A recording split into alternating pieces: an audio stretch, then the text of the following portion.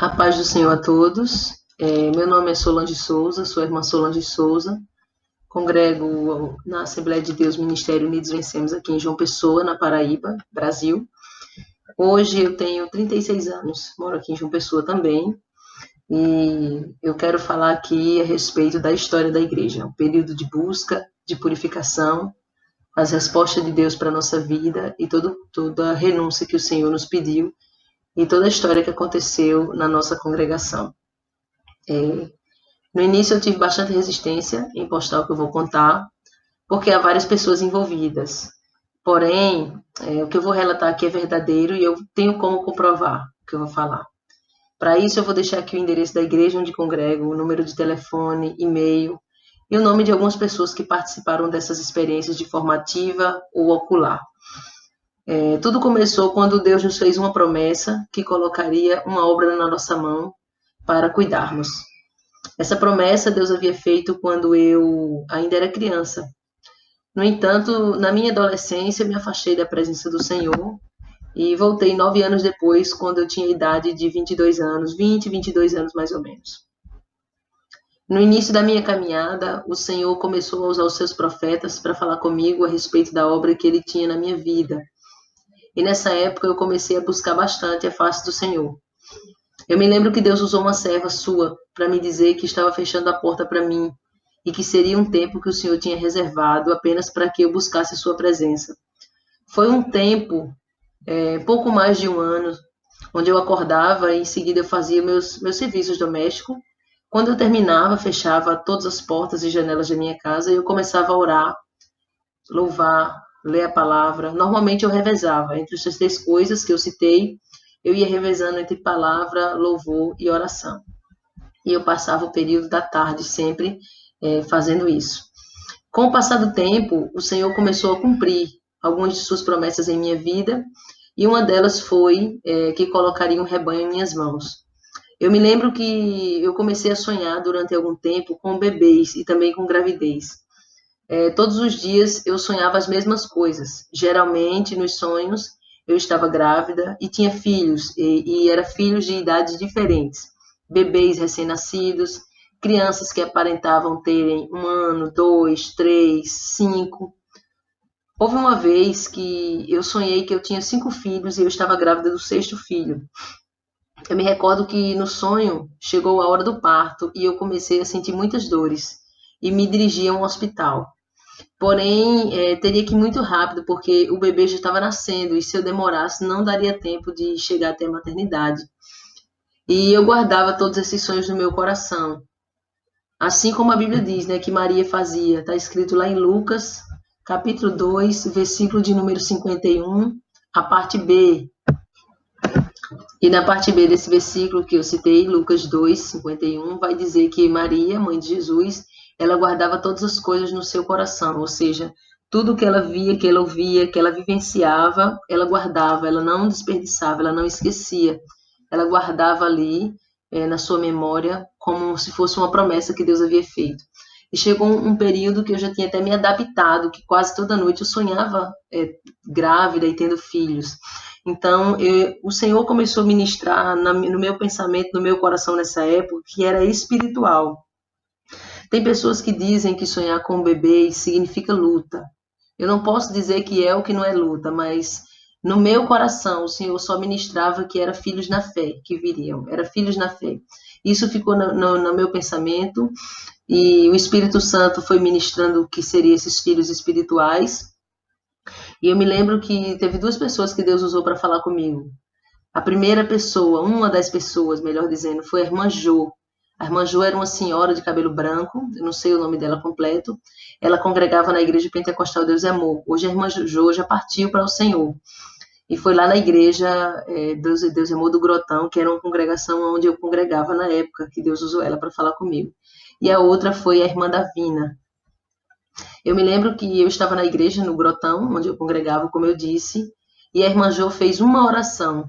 E no meio da oração ela parou para contar uma visão que Deus tinha dado a ela naquele momento. E a visão que a irmã Jo contou foi a seguinte, abre aspas, o Senhor acaba de me dar uma visão, disse ela, né? O Senhor acaba de me dar uma visão com a irmã Solange.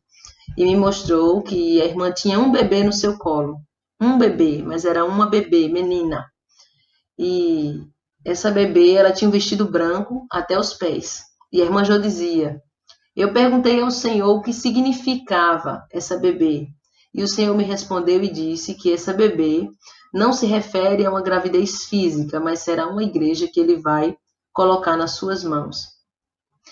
Naquele momento eu não aceitei. Eu me lembro que eu não quis receber aquela promessa da parte do Senhor, porque ela ia contra os meus planos pessoais e também ao que eu pensava naquela época. O que eu pensava naquele momento, ela ia contra. Então, com o passar dos dias, o Senhor deu outra visão, igual à irmã Davina. Eu me lembro que tinha um grupo de pessoas orando na casa da irmã Dagnalda, também no Grotão, e quando terminamos a oração, a irmã Davina contou a visão. E a visão que ela teve foi que eu tinha uma bebê com vestes brancas também até os pés. E ela me disse que Deus falava que o significado era uma igreja que o Senhor ia colocar um rebanho nas minhas mãos. Eu fui para casa pensativa e a partir dali muitas coisas começaram a acontecer. E o detalhe é que na época eu ganhava algumas almas para o Senhor. E eu encaminhava essas almas para as igrejas mais próximas e as igrejas que eu sabia que tinha santificação. Mas com o passar do tempo, eu me lembro que quando eu encontrava com essas pessoas nas ruas, algumas delas tinham se desviado. E eu pude observar que não bastava apenas ganhar a alma, mas tinha todo um trabalho de estruturação após você ganhar aquela alma para o Senhor. E aquilo me doía quando eu encontrava algumas daquelas almas fora da presença do Senhor na rua. Em um outro momento, que Deus permita, eu vou contar como essa obra começou em detalhes, mas como o objetivo aqui é falar das experiências com Deus, a história da igreja e as batalhas espirituais, tudo que envolve a história da igreja, eu quero começar dizendo que depois de cerca de 2 anos, na frente dessa obra, eu, meu esposo, começou algo me inquietar. E foi justamente o fato de sermos uma igreja igual às outras. Eu não digo isso no sentido de tentar diminuir de maneira alguma as outras igrejas. O que digo é que o povo de Deus passou a ser uma instituição, na qual se baseia em irmos para a igreja e a gente volta da mesma forma que fomos.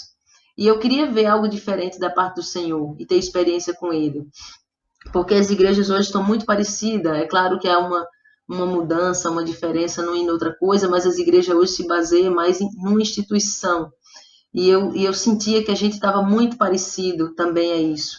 Isso passou a me inquietar. Inclusive, eu falei para o Senhor muitas vezes que eu não pedi para estar na frente dessa obra. Então, eu dizia que se ele fez aquela promessa na minha vida, que era uma promessa que eu não queria, e ele cumpriu, eu comecei a dizer ao Senhor em oração que eu queria ver algo novo, diferente, principalmente porque eu não via coisas grandes, como diz as Escrituras, e o meu coração passou a desejar muito a presença do Senhor de forma mais intensa e real. Eu queria sentir a presença de Deus de forma forte e contínua, mas não somente na vida pessoal. Eu queria que toda a igreja experimentasse ter essa comunhão com o Espírito Santo e que os sinais nos seguissem, como diz as Escrituras no Evangelho segundo escreveu São Marcos, no capítulo 16, do versículo 17 ao 20, que vai dizer: estes sinais seguirão aos que crerem. Em meu nome expulsarão os demônios, falarão novas línguas, pegarão nas serpentes, e se beberem alguma coisa mortífera, não lhes fará dano algum, e porão as mãos sobre os enfermos e os sararão. Essa era uma das promessas que as Escrituras têm para nós, que eu comecei a citar para o Senhor. Citei outras também, mas essa era uma das. Por isso que eu achava que o que estávamos vivendo era pouco, comparado ao que diz a Bíblia. Sentíamos a presença do Senhor nos cultos, Deus falava conosco. Eu me lembro que nesse período o Senhor me usava na palavra, na profecia, algumas visões, sim, mas dentro de mim eu queria mais. E eu passei a orar dizendo ao Senhor que eu não pedi para estar ali, como eu já falei. E nem tampouco eu queria. Mas já que ele prometeu algo que eu não queria e cumpriu, indo contra o que eu pensava e que eu desejava, sem que eu precisasse dividir igreja nenhuma ou puxar o tapete de alguém, ou até mesmo tentar dar uma ajuda para Deus para que algumas promessas se cumprissem, foi tudo no tempo do Senhor. Então, nesse caso, eu me senti muita vontade diante do Senhor para pedir a Ele coisas grandiosas. Eu uso o termo coisas grandiosas para falar da parte espiritual e não de coisas materiais, porque para mim, tudo que envolve a parte espiritual são coisas grandiosas dadas por Deus a nós. Então, já que ele prometeu que eu não queria e cumpriu, então eu comecei a pedir essas coisas maiores, espiritualmente falando. Eu pedi tão incessantemente que o Senhor começou a me responder. E sempre as respostas de Deus giravam em torno de pedir mais oração para mim e para a igreja. Jejum, mais santificação de mim e da igreja. Naqueles dias eu me lembro que eu recebi um link de uma experiência de uma irmã que uma irmã teve. Foi uma experiência de arrebatamento na qual ela foi levada até o céu e também até o inferno. Esse testemunho, ele está no YouTube. Ele está em espanhol, é o testemunho, o nome da irmã é a irmã Adelaida de Carillo. Quando eu escutei, na época ele estava em espanhol. Hoje já há uma tradução no YouTube dele, mas na época eu só tinha espanhol. Quando eu escutei aquele testemunho de arrebatamento da irmã Adelaida, eu não tive dúvida que devia colocar na igreja para todos ouvirem. E eu me lembro que eu parei um culto de doutrina e eu coloquei esse testemunho para toda a igreja escutar e eu fui traduzindo para todos entenderem, porque estava em espanhol, como eu já disse. Aquele testemunho ele impactou minha vida de várias maneiras, mas o que mais mexeu comigo foi o fato da irmã Adelaide dizer que no seu arrebatamento havia 2 anjos com ela. Esses anjos permaneciam em silêncio, porém, eles estavam ali para fazer com que ela passasse por um verdadeiro processo de purificação. Isso me impactou bastante quando eu ouvi o testemunho. Eu fiquei pensativa a respeito desse assunto e eu me lembro que eu chamei a irmã Thalia, que congrega aqui conosco, vocês conhecem de ouvir os testemunhos dela, e eu chamei ela para a gente fazer um propósito de jejum e oração intenso para o Senhor, para Deus nos purificar. O pedido foi esse, purificação. Eu pesquisei bastante a respeito do que significa a palavra purificação. E depois de pesquisar bastante, eu cheguei à conclusão que para ser purificado é necessário que a pessoa já esteja de certa forma limpa. A purificação ela vai acontecer para fazer uma limpeza mais profunda, assim como acontece com o ouro. Ou seja, você já está limpo, teoricamente falando, mas quando você passa por um processo de purificação com Deus, é uma limpeza mais profunda, mais a fundo, vamos dizer assim. Com isso, nós decidimos que a gente ia orar diariamente na igreja, eu e a irmã Thalia, e nós decidimos que a gente ia orar todas as manhãs, de 6 às 7 horas da manhã. E eu me lembro que a gente passou cerca de 9 meses orando todos os dias, de 6 às 7 da manhã. Era só 1 hora de oração.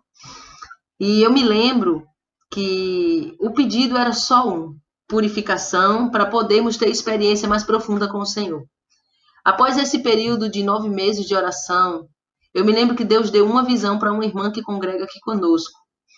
Nessa visão, essa irmã via uma água limpa que descia do céu, e essa água descia sobre mim e sobre a irmã Thalia.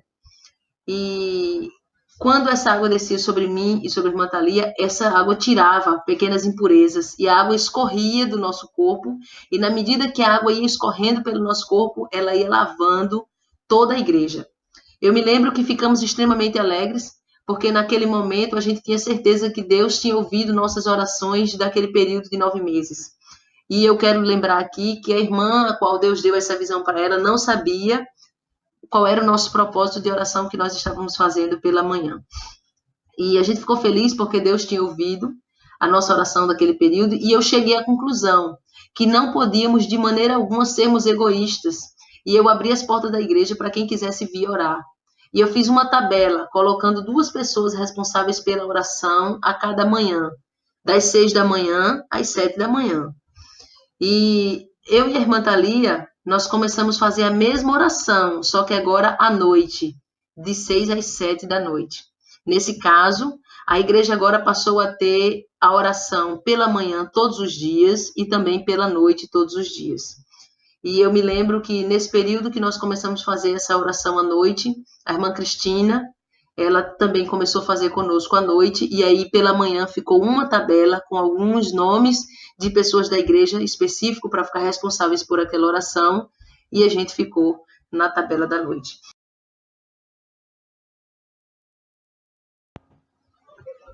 Bom, nós já havíamos passado pela primeira etapa, que, como eu já falei, foi a oração pela manhã. Agora nós começamos na oração da noite a pedir arrebatamentos, visões mais profundas, salvação de almas, libertações, curas divinas, mais batismo com o Espírito Santo, coisas mais profundas com o Senhor. Nesse período, a gente teve contato com o servo do Senhor, que não é do Brasil.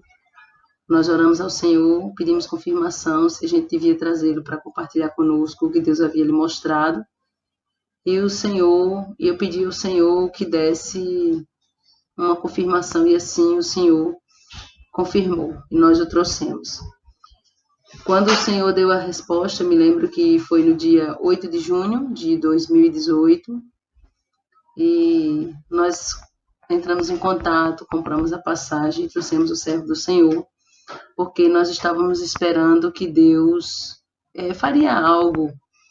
Nós buscamos para isso, fizemos campanha, petições, começamos ali a nos consagrar de forma mais intensiva, e a gente reuniu a igreja nesse propósito especial de jejum e oração para os dias que viriam, e toda a igreja passou a fazer esse mesmo pedido, pedindo ao Senhor purificação, pedindo o agir de Deus, pedindo os seus sinais. A Bíblia Sagrada vai dizer, lá em Mateus capítulo 7, versículos 7 e 8, pedi e dá-se-vos-á, buscai e o encontrareis, batei e abri-se-vos-á. Porque aquele que pede recebe, o que busca encontra, e ao que bate se abrirá. E no final do mês de setembro de 2018, eu vi essa palavra começando a se cumprir na nossa igreja. Na ocasião, Deus começou a usar uma determinada pessoa na igreja, inclusive era uma pessoa que fazia pouco tempo que tinha se convertido ao Senhor, e Deus começou a usar de uma forma diferente. E eu me lembro que primeiro quero dizer algo aqui. Alguns meses antes, Deus havia prometido que ia levantar pessoas na igreja com ministério e dons, um diferente do outro, para que a igreja fosse completa, estivesse completa, falo no sentido espiritual. Como diz o apóstolo São Paulo na primeira carta aos Coríntios, no capítulo de número 12, lá no versículo 4, do 4 ao 11, que ele vai dizer: ora, há diversidade de dons, mas o Espírito é o mesmo. E há diversidade de ministérios, mas o Senhor é o mesmo. E há diversidade de operações, mas é o mesmo Deus que opera tudo em todos. Mas Paulo vai dizer que a manifestação do Espírito é dada a cada um para o que for útil, porque a um, pelo Espírito, é dada a palavra da sabedoria, e a outro, pelo mesmo Espírito, a palavra do conhecimento, e a outro, pelo mesmo Espírito, a fé, e a outro, pelo mesmo Espírito, os dons de curar, e a outro, a operações de maravilhas, e a outro é dada a profecia, e a outro é dado o dom de discernir os espíritos, e a outro a variedade de línguas, e a outro a interpretação de línguas. Mas um só e o mesmo Espírito opera todas essas coisas, repartindo particularmente a cada um como quer. E o próprio Paulo diz que a igreja deve abundar nos dons espirituais, como nós sabemos. A forma como Deus começou a usar foi de uma maneira nunca vista antes, porque o Senhor começou arrebatando, dando visão. Em seguida, o Senhor dava o sinal para que toda a igreja tivesse certeza de que Ele estava falando. E os sinais que Deus dava eram os seguintes. Os sinais eram lágrimas de sangue, sangue nas mãos ou nos pés, no mesmo lugar onde entraram os pregos, nas mãos e nos pés de Jesus, saliva de sangue, sangue na testa em forma de coroa de espinho. Isso acontecia uma irmã, quando nós estávamos no culto, quando todo mundo estava ligado no céu, começava a sair nela lágrimas de sangue, ou às vezes ficava como se fosse uma marca na testa, assim, como se fosse uma coroa de sangue descendo, uma coroa de espinho. Também nos pés, onde Jesus foi cravado, né? Nos pés e nas mãos. Isso impactou bastante. Esse sinal foi uma das coisas que nos impactou bastante. Inclusive, várias pessoas que ouviram falar a respeito do que estava acontecendo em nossa igreja, ouviram as fotos, né, que nós tiramos, pensavam que se tratava de técnicas, né, de ilusionismo, bruxaria, mentira, engano. Mas Deus falou conosco por várias vezes, falou comigo também o significado do sangue. E, inclusive, nesse vídeo, se o Senhor permitir, eu vou estar postando uma foto que comprova o que eu estou relatando. Eu me lembro que o Senhor disse que estava dando sinal de sangue na igreja por esses motivos. O primeiro significava que o seu sangue foi derramado na cruz do Calvário. E aquele sangue que foi derramado na cruz do Calvário é como se ainda corresse fresco, ainda fosse recente. É como se o sacrifício de Jesus na cruz tivesse acabado de acontecer. Eu me lembro que o Senhor falou também que a igreja não poderia esquecer de que fomos comprados, não a preço de prata ou preço de ouro, mas preço de sangue, como está escrito lá em 1 Pedro, capítulo 1, versículo 18 e versículo 19. Eu vou ler aqui esses dois versículos de 1 Pedro, capítulo 1, versículo 18 e 19, que diz: sabendo que não foi com coisas corruptíveis, como prata ou ouro, que fostes resgatados da vossa vã maneira de viver, que por tradição recebeste dos vossos pais, mas foi com o precioso sangue de Cristo, como de um cordeiro imaculado e incontaminado. Eu me lembro, meus irmãos, da primeira vez que eu perguntei ao Senhor a respeito deste sinal de sangue, porque foi muito novo para mim, apesar de eu ter nascido e crescido dentro da igreja, mas esse sinal foi muito novo e diferente para mim.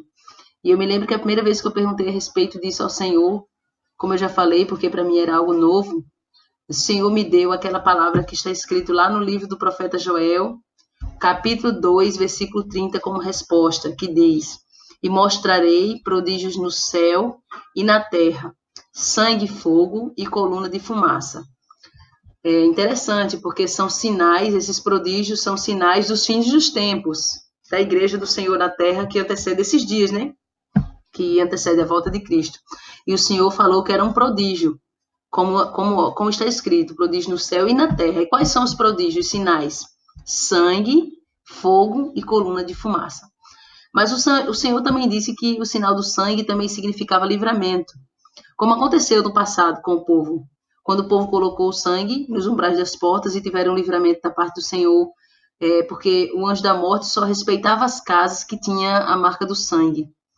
O Espírito Santo nos disse também que todas as vezes que fosse dado o sinal do sangue na igreja, era para a gente se lembrar, para nos lembrar que a igreja não pode deixar de clamar ao Senhor. Esse sinal do sangue ele começou a acontecer no mês de setembro de 2018. Porém, no mês de outubro de 2018, o Senhor arrebatou um servo seu. E quando o Senhor arrebatou um servo seu que não congrega conosco, congrega no outro lugar, eu ouvi esse arrebatamento dele. O Senhor mostrou para o seu servo que os satanistas começaram a fazer um jejum no ano de 2018. Um jejum de 40 dias. E o objetivo desse jejum, no final, era sacrificar 3 mulheres. No final do jejum, sacrificar 3 mulheres que seriam como uma forma de afrontar a Deus, que é Pai, Filho e Espírito Santo. Como também eles tinham outro objetivo específico, que era enfraquecer a igreja de Deus na terra. Porque enfraquecendo a igreja, eles podem preparar melhor o mundo para receber o anticristo, para a chegada do anticristo. Neste mesmo arrebatamento, Deus mostrou também ao seu servo que havia somente no mundo inteiro 102 igrejas, no mundo inteiro combatendo contra Satanás de forma correta, ou seja, através de jejum, oração e santificação, tanto interior como santificação exterior. Eu me lembro que naquele momento eu me perguntei, e perguntei para Deus, eu perguntei para mim mesmo e perguntei para Deus também, se a nossa igreja estava inserida neste pequeno número, já que esse número que o servo do Senhor falou era um número a nível mundial. E eu decidi, quando eu ouvi aquele testemunho, eu decidi que toda a igreja ia entrar num jejum de 40 dias também, para combater contra as setas de Satanás. Daí eu me recordo que eu fiz uma tabela de jejum. Já tinha a tabela da oração, como eu falei, pela manhã, e já tinha a tabela da noite, onde eu especifiquei pessoas para estar responsáveis por abrir a igreja e ficar lá naquele período de oração, tanto pela manhã como pela noite. Agora entrou a tabela do jejum. Nessa tabela do jejum, eu coloquei os nomes de todos os membros da nossa congregação. Ia funcionar da seguinte forma: a primeira pessoa ia entrar no jejum, e quando ela entregasse o jejum, o próximo já pegaria no mesmo momento que a pessoa que a primeira entregou. E assim ia sucessivamente, um entregando e outro começando, para que a tabela ficasse girando de forma ininterrupta. Terminada a tabela do jejum, quando o último terminasse aquele jejum, voltaria para o primeiro novamente, e assim a tabela ia ficar sempre girando, até completar os 40 dias de jejum ininterrupto de toda a igreja. Nós fizemos isso para que a igreja sempre estivesse com alguém em jejum, como eu falei, de modo que o jejum não quebrasse. Terminando os 40 dias, eu decidi continuar com aquela tabela, orei ao Senhor e nós decidimos continuar com a tabela de jejum. E nós continuamos. Então, hoje, a nossa igreja tem um jejum 24 horas ininterrupto. Sempre um está jejuando. Quando aquele está jejuando, que termina, já liga para o próximo da tabela. Irmão fulano, você é o próximo, eu vou entregar o jejum de tal hora, você já começa de tal hora. Então, assim vai ficando um jejum 24 horas de toda a igreja. É uma espécie também de comunhão. Falando assim, parece até que foi fácil. No entanto, eu vou começar a relatar mais adiante as batalhas espirituais que nós enfrentamos quando nós começamos a buscar o Senhor dessa forma mais intensa. Eu posso dizer que verdadeiramente a gente comprou uma briga com o inferno. Você pode até estar aí ouvindo esse relato e você pode pensar que nós antes não tínhamos vida com Deus. Não, pelo contrário, nós sempre pregamos santificação. Sempre preguei santificação, como eu já falei no início. Não posso ser hipócrita aqui. Não, eu sei que o Senhor me usava quando Ele queria, na profecia, na palavra, como eu já falei. Mas eu queria mais. Ainda assim, eu sentia uma mesmice. Então, quando o Senhor começou falando conosco, começou cobrando algumas coisas, a gente foi se entregando naquilo que o Senhor foi falando, mas com isso também vieram as batalhas espirituais. Nós compramos uma briga com o inferno. A gente não queria comprar uma briga com o inferno, mas automaticamente, quando você começa a dar ouvido mais à voz do Senhor em tudo e a buscar mais, automaticamente você já compra essa briga, mesmo que você não queira. E agora eu vou falar um pouco do processo de purificação. E aí, mais adiante, eu vou falando dessa batalha. E vou falar algumas coisas que eu vou lembrando, porque eu fui escrevendo para que eu não esquecesse de nada, mas na medida que eu for lembrando de mais alguma coisa, eu vou falando. Para cada batalha, o Senhor começou a nos dar uma estratégia diferente. E para todas as estratégias era necessário oração e jejum, e nos santificarmos a cada dia mais. No entanto, dentro dessas estratégias que o Senhor foi nos dando, sempre, sempre, a purificação era a palavra que o Senhor mais falava conosco. Tanto em pregações, como em profecias, quando dava alguma visão para alguém na igreja, como eu já disse. Bom, eu achava que a purificação era o mesmo que santificação. Eu achava que era a mesma coisa. Na verdade, estão ligadas, tanto a purificação como a santificação. Mas a purificação, ela é a santificação de forma mais afunilada. No caso, é todo o processo que nos envolve até chegarmos à santificação. A purificação é todo o processo que nos envolve até chegarmos à santificação. Daí, eu entendi que a purificação faz parte do processo, certo? Eu entendi que essa purificação que o Senhor estava cobrando dos nossos olhos, ouvidos, nariz, língua, mãos, coração, pés, estava ligada diretamente ao que eu vejo, ao que eu ouço, ao que eu pego, ao que eu cheiro, ao que eu falo, onde eu piso e, consequentemente, até ao que eu penso. Nesse período, por exemplo, de cobrança do Senhor sobre a igreja, eu me lembro que uma das primeiras coisas que o Senhor nos cobrou foi a purificação dos nossos lábios. Por exemplo, para purificar nossos lábios, não é simplesmente parar de chamar palavrão ou parar de contar piadas imorais. Lembremos que a Bíblia diz que a boca fala do que o coração está cheio, certo? Então, para que eu possa purificar os meus lábios, tenho que começar pelo meu coração. Mas a pergunta é, o que faz o meu coração ficar imundo? Primeira coisa, o que eu tenho visto com os meus olhos? O quê? O que eu tenho visto com os meus olhos? Imoralidade? que pode ser através de até mesmo imagens, vídeos, sensualidades, cena obscena, etc. Aí vai muitas coisas. Pensemos no que a Bíblia diz, em Mateus capítulo 6, versículo 22 e 23. Leiamos, diz assim: a candeia do corpo são os olhos, de sorte que, se os teus olhos forem bons, todo o teu corpo terá luz. Se, porém, os teus olhos forem maus, o teu corpo todo será tenebroso. Se, portanto, a luz que em ti há são trevas, quão grandes serão tais trevas? Nesse caso, para que eu possa purificar meu coração, eu tenho que começar pelos meus olhos, não olhando para certas situações, determinadas coisas e até objetos, viu? Porque nossos olhos eles funcionam como uma espécie de janela, janela para o coração e, consequentemente, para todo o corpo. Logo, se eu quero meu coração purificado, eu tenho que começar pelos meus olhos.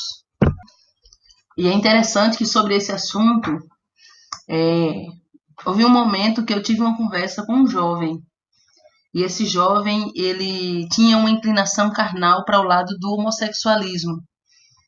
E pelo fato de o Senhor haver alertado ele começou a se policiar e a vigiar para que ele não caísse nessa armadilha de Satanás.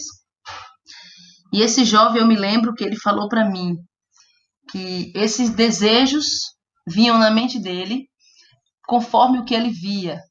E eu me recordo que ele citou um bom exemplo, que foi o exemplo das redes sociais. Ele me disse que quando ele entrava nas redes sociais, o que ele via ali, as fotos, os vídeos, entrava nele de tal forma, na mente, pelos olhos. Entrava pelos olhos, na mente e descia para o coração de tal forma que ele falou para mim que ficava difícil de ele lutar contra aquela inclinação, aquele desejo carnal. Então, o processo de purificação tem que começar pelo coração. Mas como que começa pelo coração? Purificando o quê? Os olhos. Os olhos é uma janela e eu preciso fechar essas janelas. O que é que eu vejo na rua, cenas, situações? Eu tenho que aprender a desviar meu olhar de algumas coisas. Eu tenho que aprender a fazer essa limpeza, essa purificação para limpar meu coração. A segunda coisa, purificação dos ouvidos. Você pode dizer, irmã Solange, é possível purificar os ouvidos? Eu estou falando de um processo que nós vivemos na nossa igreja e sei que é possível. Sabemos que em 1 Coríntios, capítulo de número 15, versículo 33, diz: não vos enganeis, as más conversações corrompem os bons costumes. Como purificar os ouvidos? Se você está na escola, no trabalho, na vizinhança, no meio dos familiares, envolvido em mais conversações, automaticamente os teus bons costumes que você aprende na casa do Senhor, que você aprendeu todo o tempo, vai ser corrompido. Então, o que você escuta, ele te provoca também sensações, inclusive no corpo físico. Então, você quer uma purificação, quer que Deus te purifique para você ter algo maior do Senhor, mas tem que purificar os ouvidos, o que você escuta. Aí você pode dizer assim, mas irmã Solange, uma coisa é eu purificar os meus olhos, os meus lábios, outra coisa é eu purificar meus ouvidos. Eu não tenho controle do que eu escuto. Porque a pessoa pode dizer isso. Mas vamos lá. Ainda que eu não fale nada que desagrade ao nosso Deus, só o fato de eu estar ouvindo essas más conversações, eu sou corrompido, eu me corrompo. Por isso, no livro de Salmos, o salmista Davi nos aconselha a não nos assentarmos na roda dos escarnecedores. Isso porque o que nós ouvimos desce para o coração. Por esse motivo é que há muitos crentes confusos e com dificuldade de tirar alguns desejos do coração, porque eles escutam coisas que o Espírito Santo não se agrada, e aí enche o seu coração de malícia. Então, deixa eu dar um exemplo aqui bem interessante. As tuas amizades. Eu conheço uma pessoa que disse que pode servir ao Senhor sem abrir mão das amizades que tinha antes do mundo. Eu posso lhe garantir que não pode. Por quê? Porque a pessoa fica ali tentando servir ao Senhor, mas com as amizades do mundo. Quando encontra com aqueles amigos das antigas, os amigos vão contar as mesmas piadas que te contava antes, vão chamar palavrão sem receio algum e o teu ouvido está ali. ouvindo tudo. Me diz, aonde está a purificação dos teus ouvidos? Mas você quer ouvir a voz do Senhor de forma audível nesse teu ouvido. Primeiro você precisa purificá-lo. Da mesma forma, é o que cheiramos. Entra agora a purificação da nossa narina, do nosso nariz. Você pode até se espantar com isso que eu vou dizer, mas não, faz parte do processo de purificação. Você pode dizer assim, mas irmã Solange, aí já é demais, eu não posso controlar. Ou você também pode pensar, como assim? Que tipo de cheiro que o meu nariz vai cheirar que o Senhor não se agrada? Simples. Eu mesmo conheço muitos crentes que antes de servirem ao Senhor fumavam, bebiam, alguns usavam drogas, e nós sabemos que tudo isso tem um cheiro específico. Qual será a reação de uma pessoa que era viciada e ainda está em processo de libertação ao sentir determinado cheiro? Um cheiro que antes o atraía para o pecado. Qual você acha que vamos dizer assim, a atitude dessa pessoa? Como que você acha que vai ser a reação dessa pessoa ao sentir determinados cheiros que antes eram cheiros convidativos para o pecado? Outra coisa, a gente sabe que com certeza a pessoa vai se sentir tentado. Uma coisa interessante a gente pensar é que existem perfumes com cheiros específicos. Eu vou dizer aqui exemplos.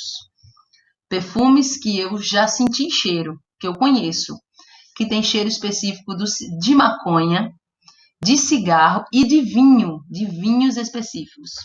Uma pessoa que usa ou cheira esse tipo de perfume, às vezes um perfume com cheiro que já representou um pecado na sua vida. Essa pessoa pode dizer que o seu nariz está purificado diante do Senhor? Eu tenho um exemplo para dar aqui, e é muito pertinente esse exemplo. Eu me lembro que no Natal do ano passado, vai fazer agora um ano, agora no dia 25. No dia de Natal do ano passado, a nossa igreja se reuniu para fazer um jantar na casa de um casal de membro que congregava conosco. E eu quis me reunir com esses irmãos, não porque a gente comemore o Natal, nós não comemoramos o Natal aqui, dia 25 de dezembro, como o mundo por aí afora, porque essa festa é uma festa totalmente idólatra e eu vou até dizer pagã. Mas porque tem muitos crentes que são novos convertidos, estão em processo de libertação e outros nem são novos convertidos, mas toda a sua família é ímpia. E ele não quer passar aquele feriado com a sua família, porque a sua família vai estar fazendo churrasco, vai estar bebendo, chamando palavrão. Ele prefere passar com os irmãos da igreja. Então, nós preferimos fazer um jantar entre nós, não em comemoração ao Natal, mas como com o objetivo de que aquelas pessoas que estão nessa situação de fragilidade não venham a cair. Então, estar ali com os irmãos da igreja, conversando, é melhor. Então, nós fizemos esse jantar no ano passado, como uma forma de pegar essas pessoas, esses novos convertidos, essas pessoas que a família ia estar na bebedeira, para não estar junto, né, no meio ímpio, no meio sujo. Fizemos esse jantar, que foi na casa do irmão Diego.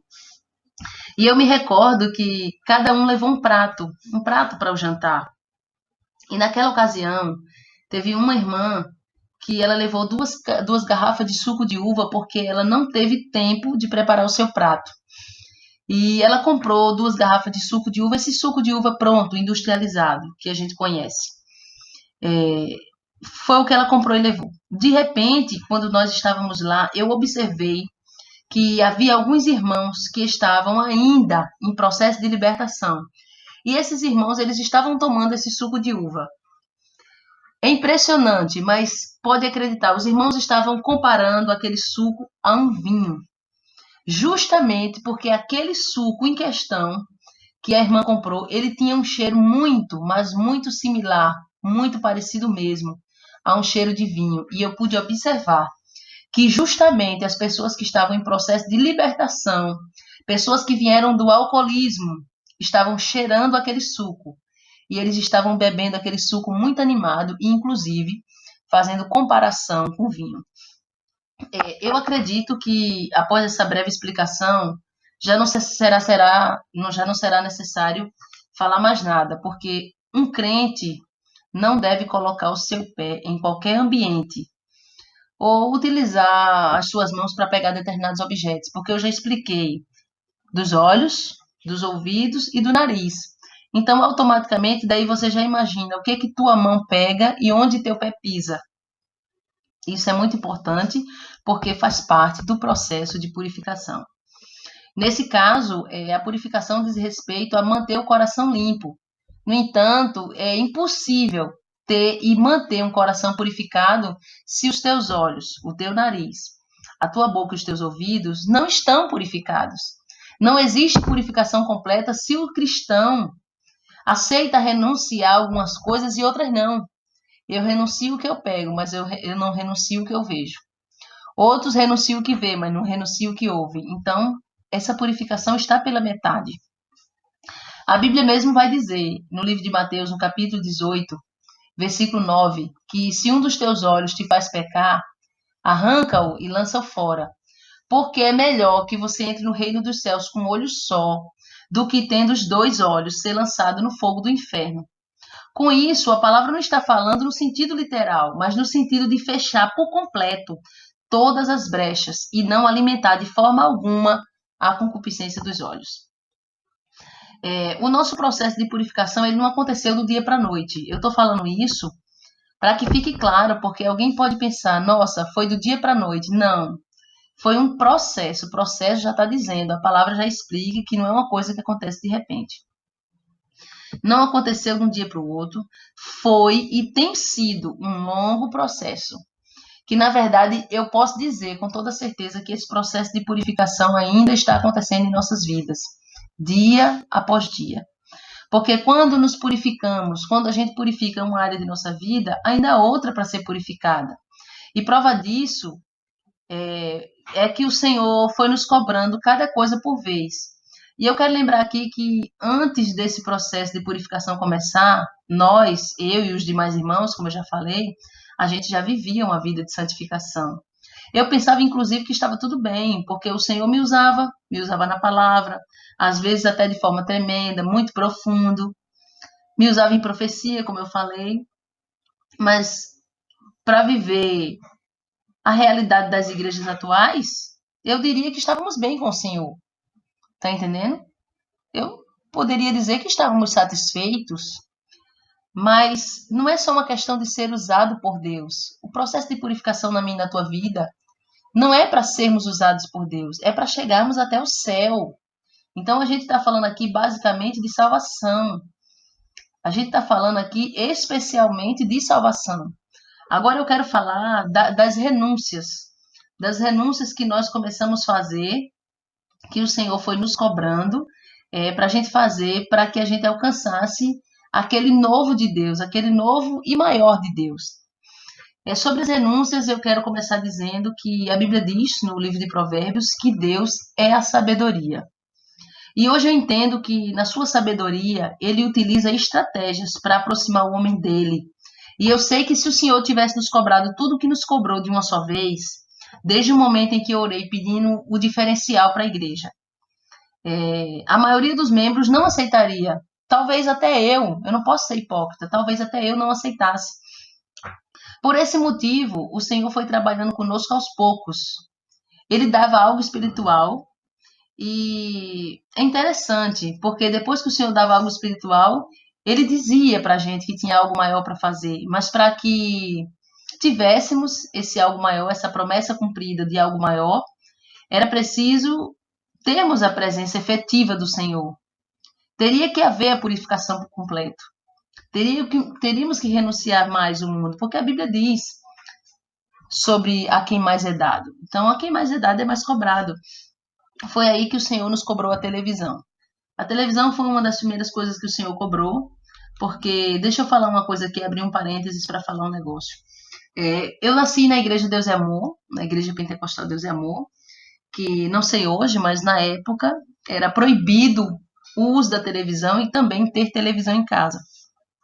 Mas com o passar do tempo, alguns crentes ali foram tendo e foram deixando de lado essa cobrança do Senhor, que Deus usava o seu servo, o missionário, para cobrar do seu povo isso aí. E quando houve a mudança que o Senhor mandou que eu passasse para a igreja, para a Assembleia permitia, a igreja que eu estou. Então, eu tinha televisão, mas o Senhor revelou que a televisão foi projetada no inferno.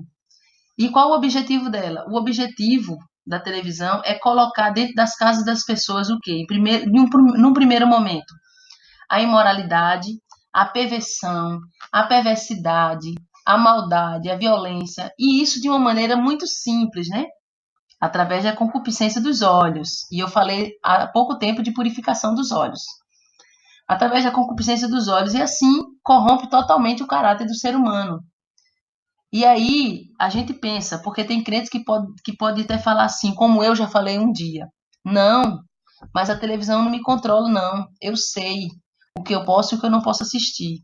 Tudo bem, você diz isso. Porém, no teu programa que você diz que você pode assistir, ele tem pausa para comercial. E no comercial você vai ver comercial de cerveja. Você vai ver comercial que incentiva a prostituição. E eu posso te garantir que de 100 comercial que você vê, 90 tem mulher nua.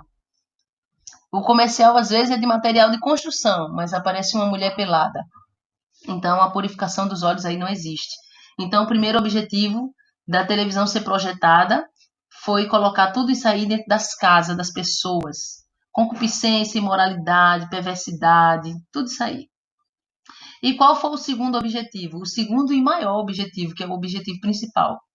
A televisão ela foi criada com o objetivo de apresentar o anticristo à Terra. Satanás apareceu para um homem, prometeu dar a ele riqueza e fama, se ele desenvolvesse aquele projeto diabólico, e assim aconteceu. E aí você pode dizer, não, mas quando o anticristo for apresentado, ele vai estar na internet, vai estar em todo canto. Sim, mas ele vai ser televisionado. Eu sei que hoje a maioria dos cristãos veem a televisão como um aparelho de informação. Um aparelho de informação qualquer, mas não é. Porque além de funcionar como um elo que liga o homem a Satanás, ao inferno, ainda promove e incentiva diretamente a prostituição e a violência. Pois mesmo sem sair de casa, o homem pode ter contato através da televisão com pessoas que matam, que roubam, que se prostituem e que mentem. Alguém pode argumentar que não vê novela, que não vê coisa indecente, como eu já falei. No entanto, você tem uma televisão dentro do seu lar. E se você tem uma televisão dentro da tua casa, automaticamente você já está dando legalidade para Satanás tocar na tua vida. Eu poderia citar aqui inúmeros exemplos de perturbações, possessões demoníacas, que eu já tive conhecimento, que eu já vi por causa da televisão. Mas eu vou tentar me fixar apenas no meu testemunho pessoal, certo?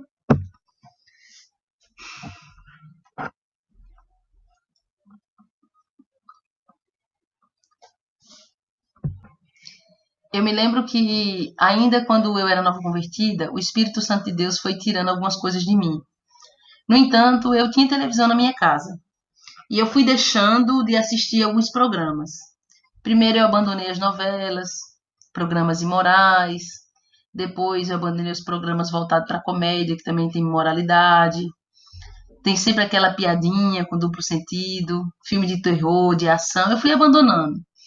Mas a Bíblia diz, em Cantares, no capítulo 2, versículo de número 15, que as raposinhas destroem a plantação. Então, vamos falar sobre isso. As raposinhas destroem a plantação. Por isso, não basta apenas retirar as coisas grandes, como a gente diz, os pecados maiores. Apesar que pecado para Deus está tudo num patamar só, mas eu estou falando de uma forma para que você entenda. Temos que abrir mão das coisas que aparentemente não tem nada a ver. Você já leu na Bíblia que o Senhor mandou o rei Saul destruir totalmente os amalequitas com tudo que eles tinham? E o que Saul fez? Saul foi lá e destruiu somente as coisas vis e desprezíveis. E as coisas de valor ele não quis destruir. Do mesmo modo, tem pessoas crentes que dizem ser servos do Senhor, mas só querem destruir, só querem abrir mão das coisas que não é sacrifício nenhum para ele deixar. O que dói na carne, abrir mão, o que dói na carne para deixar de fazer, Algumas pessoas não querem abrir mão. Por esse motivo, muitos estão sendo reprovados por Deus, da mesma forma como Saul foi reprovado por Deus. E Deus está encontrando outros como Davi, para substituir os que estão sendo reprovados. A segunda coisa que o Senhor começou a requerer de mim, especialmente de mim, foi para que eu pregasse sempre contra divórcio, contra o crente casar-se mais de uma vez. Foi para que eu pregasse, começasse a abordar esse tema. E eu cheguei até a fazer um estudo na igreja para os irmãos a respeito disso. Essa foi a segunda coisa que Deus cobrou, que era para eu pregar. Teve a televisão, como eu falei, e agora eu estou falando de divórcio. A terceira coisa que o Senhor cobrou foi a respeito de política. Na verdade, eu aprendi desde a minha infância, né? Que os servos do Senhor que querem morar no céu não devem de maneira alguma se envolver com essa podridão da política. Apenas votar e só, se tiver alguém íntegro e só. Que é complicado de encontrar hoje. Isso se os candidatos merecem, como eu falei, mas que não se envolva, que só apenas vote. Eu lembro que foi um período bastante intenso, que o Brasil estava meio dividido, né? Quase que 100% dos crentes estavam apoiando um certo candidato, e Deus deu uma visão a uma determinada irmã com um símbolo bastante conhecido, e o Senhor disse para a igreja ficar fora, não somente daquela política daquele ano, mas fora de política. O Senhor já vinha falando comigo isso há um certo tempo, há uns 2 anos antes. E eu me recordo que muitos crentes ignoraram nossa atitude, porque nós estávamos obedecendo a voz do Senhor e só a nossa igreja não estava se envolvendo com política, enquanto que tinha um monte de gente envolvido com política. Mas foi uma coisa que o Senhor cobrou na nossa igreja, que fazia parte, que fez parte, que faz parte, na verdade, do processo de purificação, e nós damos ouvidos à voz do Senhor. Não se envolver com esse meio podre de política. A quarta coisa que o Senhor requereu de nós, que o Senhor cobrou da igreja, foi a questão das flores artificiais. Eu confesso que abrir mão das flores artificiais não foi dificultoso para nós. Não foi dificultoso para mim. A maior dificuldade foi adotar a flor natural. Porque abrir mão das flores artificiais foi só pegar os vasos de flores artificiais e jogar fora. Quando o Senhor cobrou, que foi através de um arrebatamento.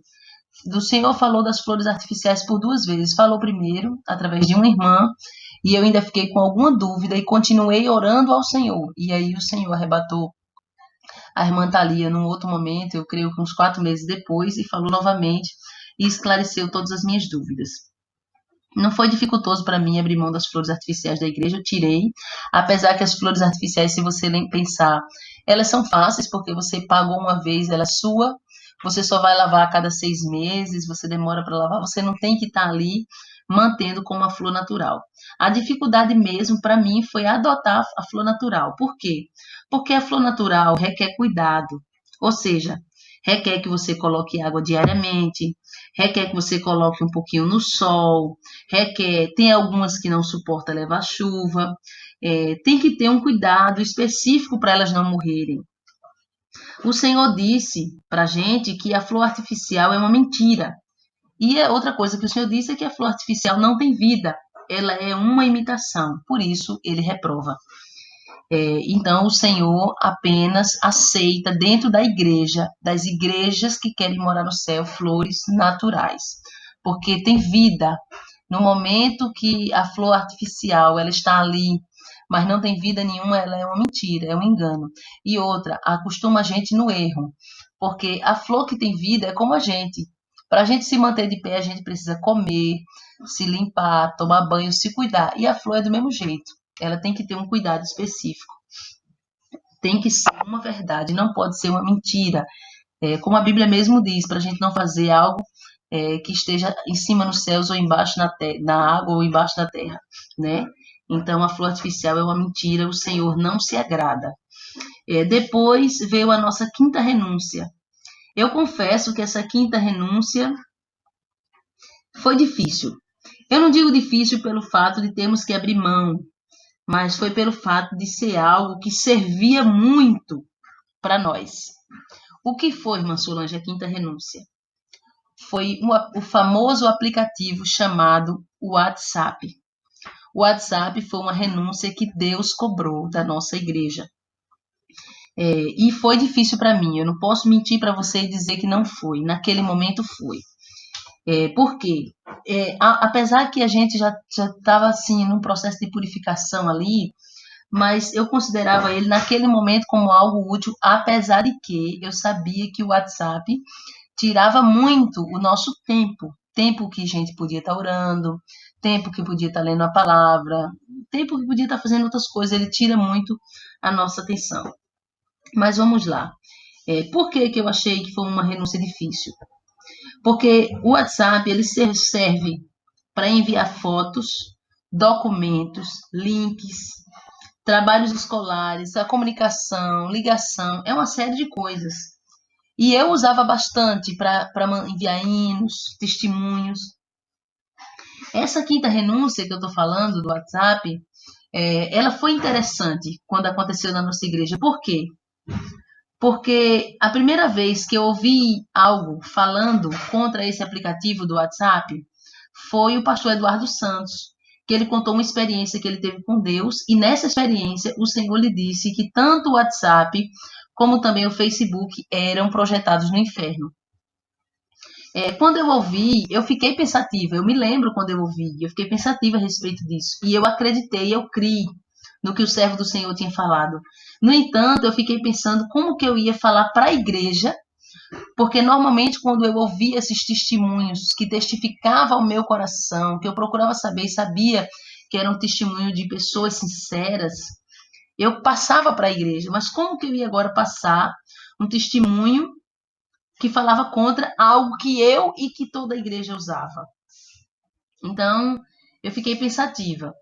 E eu comecei a orar ao Senhor. Inclusive, eu quero até falar algo aqui, que começou através do WhatsApp, que foi um grupo chamado Edificar, que hoje está agora no YouTube, esse canal chamado Edificar, começou no WhatsApp. O grupo Edificar, inicialmente, foi criado no WhatsApp. Esse grupo tinha regras e tinha um objetivo. E as regras desse grupo foi interessante, porque o Senhor me deu essa revelação desse nome, Edificar. E eu fui lá e criei um grupo no WhatsApp com o nome Edificar e coloquei todos os membros da nossa igreja. Olhem bem, prestem atenção para que vocês entendam. Eu coloquei as regras do grupo e as regras eram: é proibido bom dia, boa tarde ou boa noite, ou está entrando só para dar a paz do Senhor.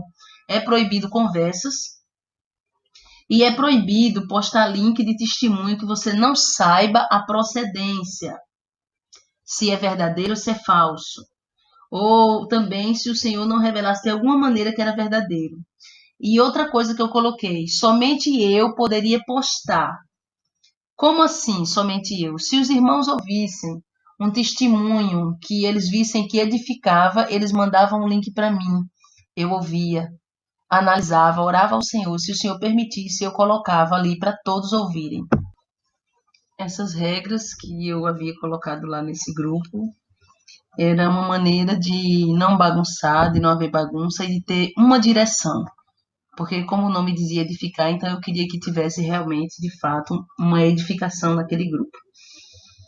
E a gente precisava ganhar estrutura, a gente precisava ganhar estrutura espiritual, aumentar a fé, a gente precisava que o nosso temor fosse gerado, temor em nossa vida. Então, por isso que havia essas regras. Porém, quando o Senhor cobrou o WhatsApp, foi bem interessante, porque o Senhor, primeira coisa, eu ouvi através do pastor Eduardo, como eu já falei. Então, ali eu já entendi que foi uma cobrança. Deus não mostrou a seu servo? Eu só fui orar porque era algo que nós usávamos. Então, como nós usávamos, eu tinha que orar para saber como que eu ia fazer. E aí eu me lembro que nesse período que eu estava orando, o Senhor mostrou, confirmando para a nossa irmã Ana Cristina, que congrega conosco. A irmã Cristina diaconiza aqui na nossa igreja e o Senhor mostrou para ela. E quando o Senhor mostrou para ela, eu fiquei muito feliz, que eu estava querendo um jeito, um meio para a gente se sair daquele aplicativo. E ela contou na igreja. E quando ela contou na igreja, tem até aqui no canal, quem não ouviu pode ouvir e ver tanto a irmã Cristina contando com uma outra irmã que também contou o que aconteceu, porque ela foi para casa pensativa quando foi contado na igreja e ela não queria ali abrir mão, mas quando chegou em casa, um demônio apareceu para ela e Deus falou com ela quando aquele demônio apareceu para ela que realmente o WhatsApp havia sido projetado do inferno. Então isso gerou um temor no coração não somente dela, mas de algumas pessoas naquele momento. E ali nós renunciamos o WhatsApp. E eu fiquei preocupada porque eu estava na universidade e a gente utilizava muito esse aplicativo para enviar arquivos. E eu comecei a pensar que outro meio, outra ferramenta, a gente ia substituir o WhatsApp, porque eu ficava preocupada. A minha preocupação era aquele grupo edificar, porque havia aquele grupo e eu não queria abrir mão, eu queria que as pessoas continuassem sendo edificadas. E aí o Senhor preparou outros meios para a gente continuar sendo edificado. E assim abrimos mão desse aplicativo, né? Porque o aplicativo WhatsApp, eu hoje considero ele como uma raposinha, que a gente olha e pode dizer assim, hoje, puxa, mas todo mundo usa. Mas se o Senhor cobrou, se o Senhor está dizendo que é um aplicativo projetado do inferno, dê ouvido à voz do Senhor.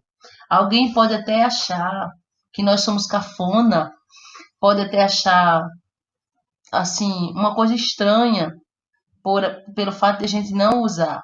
Alguém pode achar que a gente quer ser mais santo, mais crente do que os outros. Não, nós não queremos ser isso. Até porque você está falando, você está ouvindo, melhor dizendo, você está ouvindo uma pessoa que usou. Você não está ouvindo uma pessoa que nunca usou falar. Você está ouvindo uma pessoa que usou, que gostou do aplicativo e que usufruía dele. Mas quando se trata de salvação, a gente não deve sofrer. A gente não deve, vamos dizer assim, insistir, porque a gente pode sofrer o dano, como diz a Bíblia Sagrada. Veja bem, a gente tem uma oportunidade de vida aqui na Terra. Morreu, partiu, a gente vai se encontrar com o Senhor, viver eternamente com o Senhor. Ali não há dor, não há tristeza, não há doença, não há angústia. Ou viver eternamente com Satanás sendo torturado. Aí você pensa assim, não tem nada a ver. Você diz não tem nada a ver. Mas quando você perecer, quando a tua carne descer à sepultura, você não vai ter mais volta. E aquilo que você vai ver que te levou para o inferno, você vai querer voltar atrás e não vai poder. Aí eu quero terminar essa primeira parte da história da nossa igreja aqui em João Pessoa. Eu quero terminar essa primeira parte fazendo uma pergunta. Vale a pena?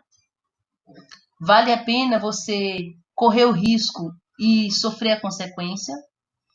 Porque você pode dizer, eu acho que não tem nada a ver. Mas quando eu e você partir, não teremos como voltar atrás. Então, o WhatsApp foi uma renúncia que nós fizemos, difícil de fazer, mas nós decidimos pensando na nossa salvação, porque o Senhor nos cobrou. E eu vou continuar no próximo áudio para que não fique muito longo. Então, eu vou continuar a segunda parte falando qual foi a próxima renúncia nesse processo de purificação que o Senhor cobrou de nós. E aí eu vou começar a falar as coisas que o Senhor começou a fazer a partir do momento que ele começou a dar esses sinais de arrebatamentos, sinal do sangue, o que é que ele começou a fazer para que gerasse o temor no coração do povo, para que a igreja não ficasse uma igreja exaltada por causa dos dons, para que a igreja não ficasse uma igreja fixa só em sinais. Deus também tratou conosco nessa área. Então, no próximo áudio, eu vou completar dizendo, tá bom?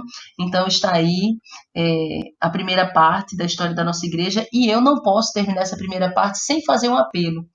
O meu apelo é para não crentes, o meu apelo é para desviados, o meu apelo é para crentes que estavam fazendo a obra do Senhor, querendo mais do Senhor, mas sentia até hoje um impedimento na sua vida.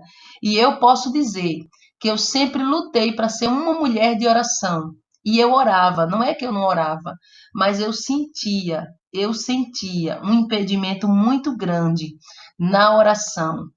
Então, era uma barreira que eu não entendia por quê, se eu me santificava, por que eu encontrava essa barreira na hora da oração.